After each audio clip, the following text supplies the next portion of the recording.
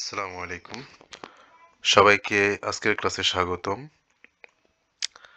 আজকে আমরা উপযোগ বা ইউটিলিটি সম্পর্কে জানব। আজকে আপনাদের সাথে আমি আছি ইজাজ আহমেদ। উপযোগ বা ইউটিলিটি কে আমরা বলতে পারি ভোগের মাধ্যমে পণ্য বা সেবা থেকে প্রাপ্ত সন্তুষ্টি হচ্ছে উপযোগ। আমরা কি বলতে পারি?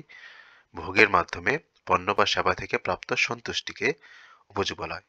যেরকম একজন কি এরকম ভাবে আম খাচ্ছে, সে আম থেকে একটা কি ভালো লাগা পাইতেছে বা সন্তুষ্টি পাইতেছে, সেটা কি তার জন্য একটা উপযোগ। আবার আমরা বলতে পারি কোনো বস্তুর অভাব পূরণ করার ক্ষমতা হচ্ছে উপযোগ। যেরকম কি সে আম আমাদের একটা তৃপ্তি দিতেছে, একজনকে তৃপ্তি দিতেছে, এই জন্য আমের মধ্যে একটা উপযোগ আছে। আচ্ছা,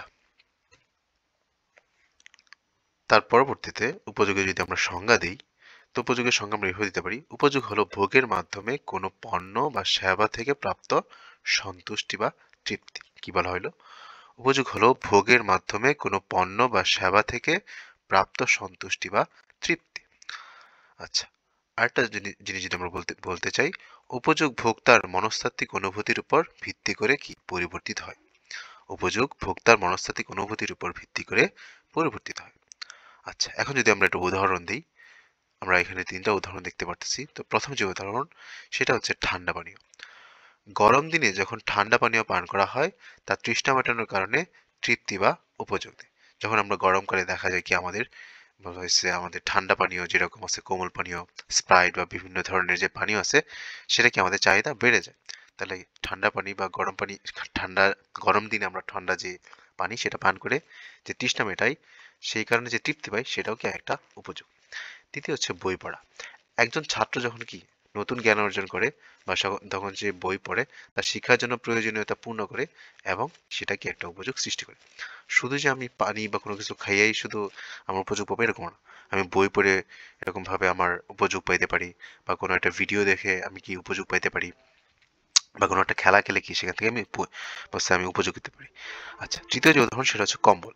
দেখেন, আমরা শীতকাল, এখন শীতকাল চলতেছে, তো শীতকালে যখন আমরা কম্বল ব্যবহার করি, তার মাধ্যমে কি আমাদের ঠান্ডা দূর হয়ে যায়। এই ঠান্ডা দূর হয়ে যাওয়ার মধ্যেও কি একটা উপযোগ আমাদেরকে, এই কম্বল আমাদেরকে প্রদান করে। এই কম্বল যেহেতু আমাদেরকে ঠান্ডা দূর করতেছে, আমাদেরকে গরম দিতেছে ঠান্ডার দিনে, সেই জন্য কিসের মধ্যে একটা উপযোগ আছে। আচ্ছা, তার পরবর্তীতে আমরা জানবো উপযোগের বৈশিষ্ট্য। উপযোগের যে প্রথম বৈশিষ্ট্য, সেটা হচ্ছে ব্যক্তিগততা। যে এক একজনের এই উপযোগ এক এক রকম হবে। তাহলে আমরা বলতে পারছি উপযোগ ব্যক্তিভেদে কি পরিবর্তিত হয়। একটি পণ্যের একজনের জন্য উপযোগী হতে পারে, কিন্তু অন্যজনের সেটা সে কি নাও হতে পারে। যেমন কি একজন আম পছন্দ করে, আরেকজন কি এরকম ভাবে হয়তো সে কাঁঠাল পছন্দ করে। তাহলে এক একজনের জন্য কি এক এক জিনিস উপযোগ নির্ধারণ করে। দ্বিতীয় হচ্ছে পরিমাণগত বা গুণগত উপযোগ, যেটাকে আমরা কার্ডিনাল বা অর্ডিনাল ইউটিলিটি বলি। কার্ডিনাল ইউটিলিটি হচ্ছে যেই উপযোগ পরিমাপ করা যায়। যেরকম আমি ধরতে পারি যে আমি একটা আম খাইছি, সে আমটা থেকে আমি 10 পরিমাণ উপযোগ পেয়েছি, সেটাকে বলা হয় কার্ডিনালিটি বা পরিমাণগত উপযোগ। আর অর্ডিনালিটি হচ্ছে যেটা কি পরিমাপ করা যায় না, যেটাকে ক্রমভাবে সাজানো যায়, প্রথম দ্বিতীয় তৃতীয় এরকম ভাবে সাজানো হয়। এরকম ভাবে বলতে পারি যে আমি কি বলছে, আমি আম 1 নম্বরে পছন্দ করি, আমকে আমি প্রথম লিস্টে রাখবো। দ্বিতীয়তে আমি পছন্দ করি কাঁঠাল। এই যে প্রথম দ্বিতীয়তে আমি সাজাচ্ছি, সেটাকে বলা হয় অর্ডিনাল ইউটিলিটি অথবা গুণগত উপযোগ। আচ্ছা, উপযোগের যে আরেকটা সম্পর্ক আছে, সেটা হচ্ছে দামের সাথে। এই দামের সাথে সম্পর্কটা এরকম যে যখন উপযোগ সাধারণত চাহিদা এবং মূল্যের সাথে সম্পর্কিত। মূল্য বাড়লে উপযোগ কমতে থাকে, এবং মূল্য কমলে উপযোগ কি বেড়ে যায়। দেখেন, আপনি যখন বাজারে যান, তখন দেখেন 10 টাকা কেজি কোনো কিছু একটা, ধরলেন 10 টাকা কেজি কি আম, দেখেন কি আপনার কি সেটার উপযোগ যে আমি বেশি পরিমাণ আম খাবো। যখন সেটা 20 টাকা হয়ে যায়, 10 টাকা থেকে বেড়ে 20 টাকা হয়ে যায়, তখন কি আমের যে খাওয়ার পরিমাণ সেটা কি আস্তে আস্তে আমাদের কমে যায়। আচ্ছা, আজকের ক্লাসে আমরা উপসংহার টানবো। তো উপসংহার টানার আগে আমরা তিনটা কি পয়েন্ট এখান থেকে পাইছি। প্রথম যে কি পয়েন্ট, সেটা হচ্ছে উপযোগ একটি গুরুত্বপূর্ণ অর্থনৈতিক ধারণা যা ভোক্তার সন্তুষ্টি বা তৃপ্তির সাথে সম্পর্কিত। দ্বিতীয় যে ধারণা, সেটা হচ্ছে এটি বিভিন্ন সময়ে এবং অবস্থার পরিবর্তিত হতে পারে, যা ভোক্তার পছন্দ, আয়, বাজার পরিস্থিতির উপর নির্ভরশীল।